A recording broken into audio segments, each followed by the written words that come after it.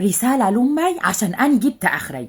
لو أنا مش بنتك يمي يا ريت تبلغيني على الطلاق بالتلمونات وأني ما هزعل. لا، لأن اللي بيحصل فيها ده كتير. لو أنت لقياني جنب المعبد اليهودي صرحيني صرحيني. أنا أعرف إن فيه ناس عندهم فوبيا الأماكن المظلمة، فوبيا الأماكن المغلقة، لكن أنا يبقى عندي فوبيا الشباشب.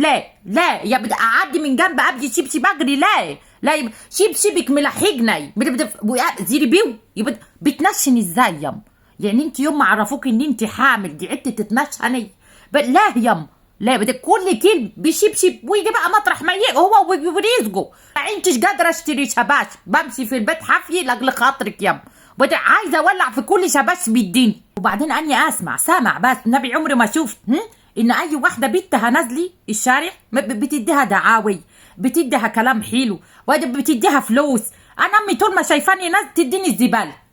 طب اسالي اشمعنى انا يما دونا عن البيت كله اللي بتديني الزباله واني نازله تقول لي عشان انت كبيري؟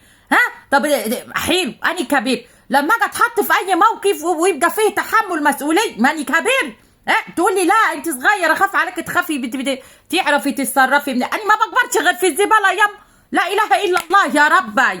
يبقى يوم طين بقى لو قالت لي على حاجه اروح اجيبها لها من اي مكان في البيت.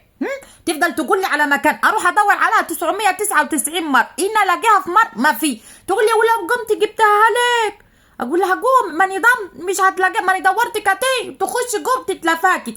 ياما لو انت عامله لنا سحر اسود في البيت ان ما حدش يلاقي الحاجه غيرك او في باسورد بينك وبين عرفيني هو مش اختباركم ده. انا تعبت. والكلمه الشهيره بتاعتها بقى علي النعمه لمشي ما تعرفوا لي طريق جري. اني لو كنت اعرف فان جري على النعمه لو كنت اني اللي اتصلت بيها كانت جت خديتك يما وريحتك منين عشان انت محتاجه ترتاحي. اني عامله الفيديو دي رساله الى جري، لو انت سمعاني امي عايزه تروح لك. خديه